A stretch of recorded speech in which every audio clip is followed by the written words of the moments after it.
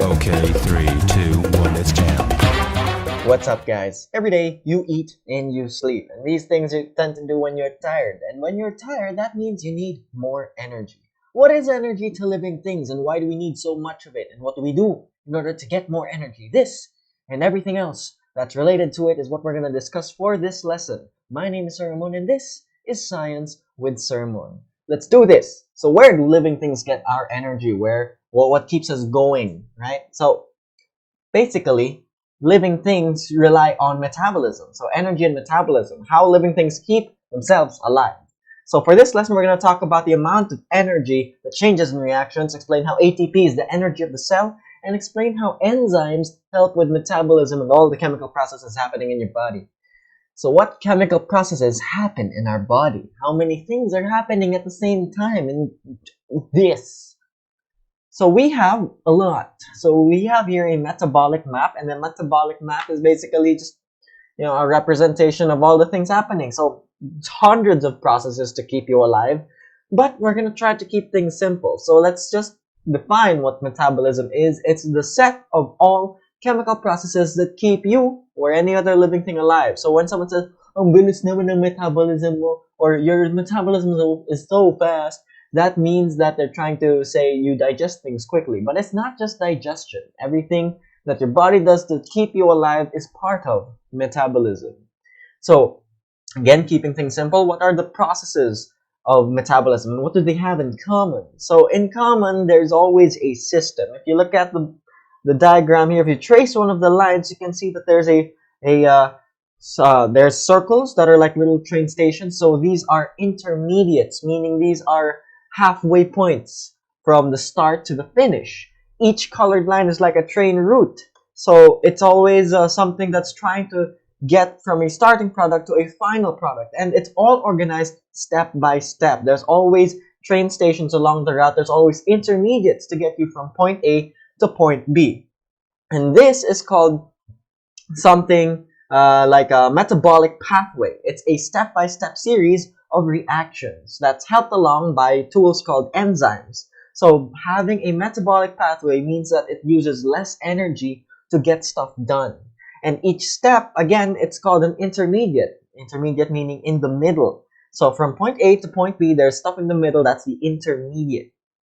So what do living things need to do? What kind of processes do we need to perform?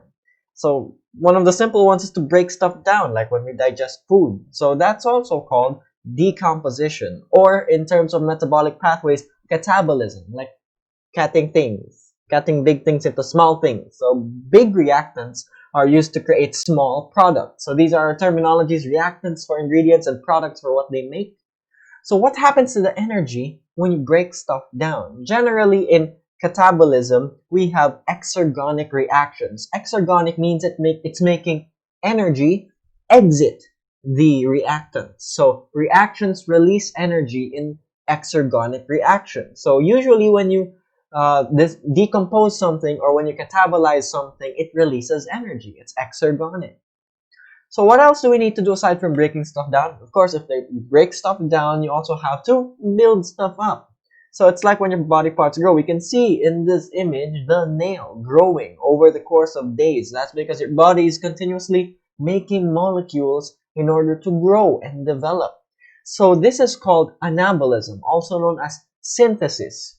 So it's a combination of small things to make bigger, larger, more complex products. And if catabolism, the other thing, releases energy, this one would require energy. So it takes some effort to put stuff together into a bigger product.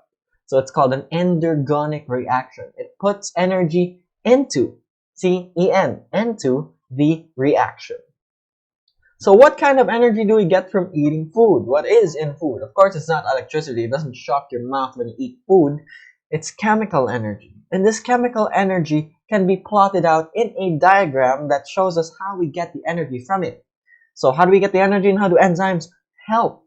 So in this diagram, it plots out the energy levels of your stuff in the reaction.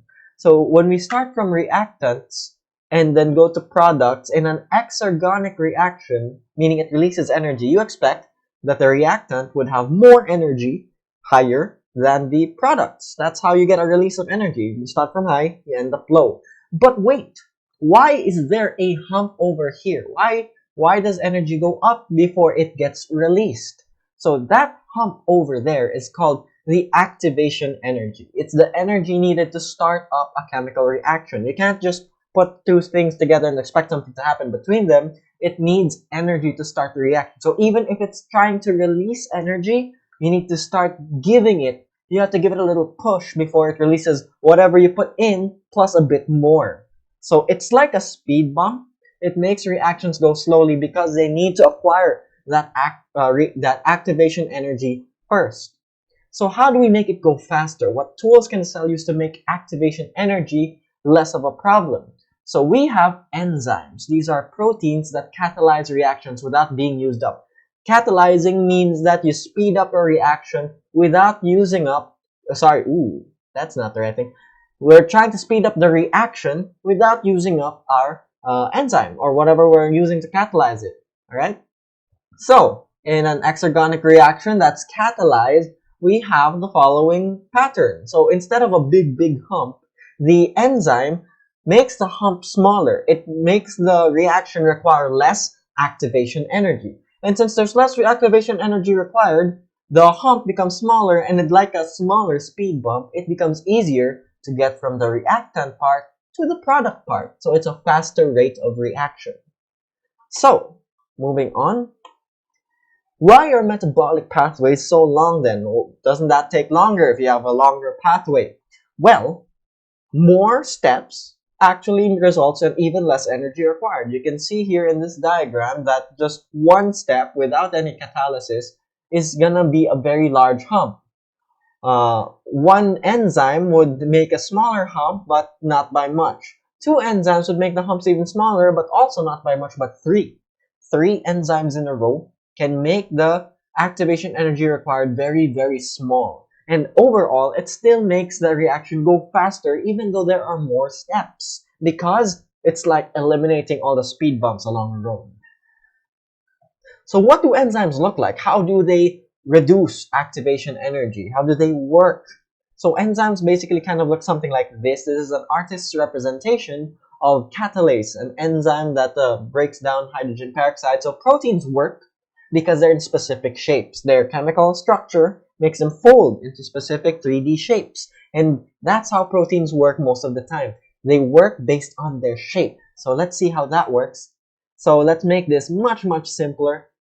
So this is a diagram showing an enzyme that's binding with a substrate. Okay, so a substrate is your reactant. So here we can see the shape of the enzyme. There's a site that has the specific shape of the substrate.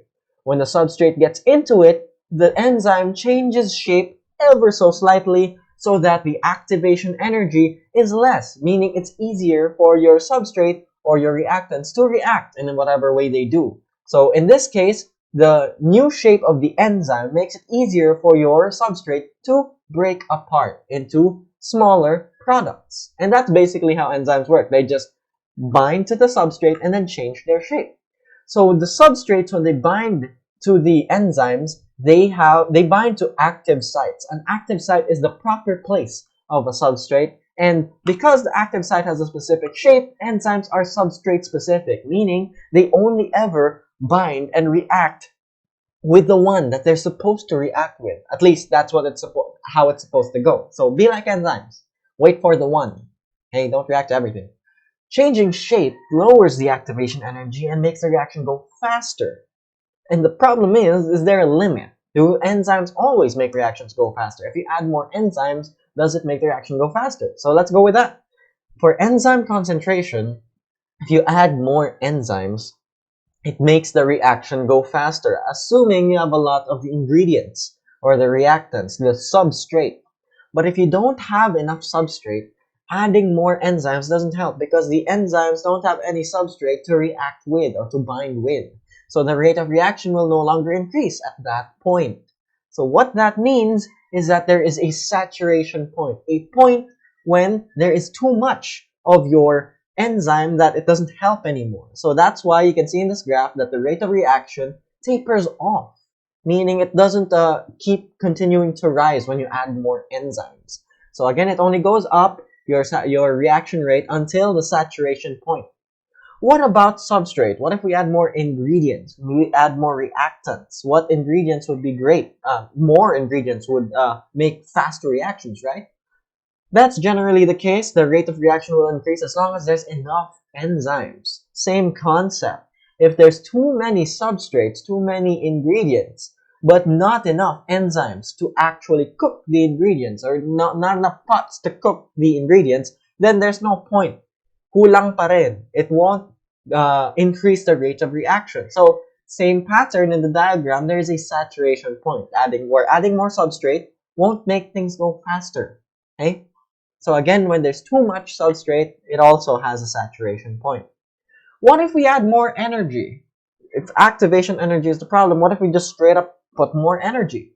So now we're investigating the effect of temperature. So if we make something cold, we're removing heat energy. If we make something hot, we're adding heat energy. And heat can be the activation energy of an actual chemical reaction. So instead of making the hump smaller, we just, launch ourselves over the hump using heat.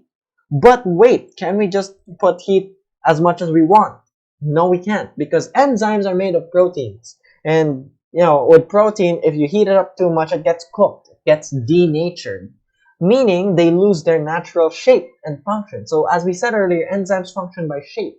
So if you add too much heat, the enzyme gets broken. The shape is lost. It doesn't work anymore. So what that means is that there's an optimal temperature. Too cold, and the rate of reaction is too slow because there's not enough energy. Too hot, and your enzymes get cooked and denatured.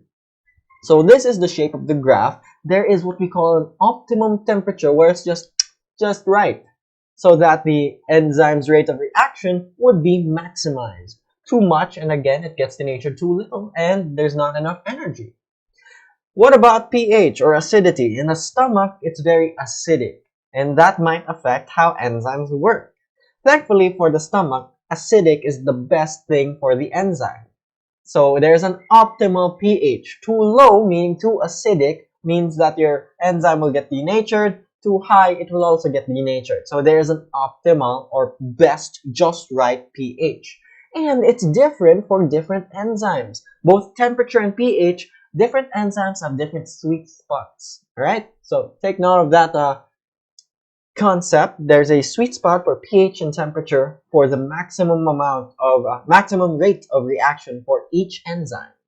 So it's not all helpful. Sometimes stuff gets in the way of enzymes. So things that get in the way of enzymes, they're called inhibitors. They inhibit or they limit the enzyme's activity or how the enzyme works. So there are two main types. We have competitive and non-competitive. So when we talk about competitive inhibition, we're talking about something taking the actual proper place of the enzyme.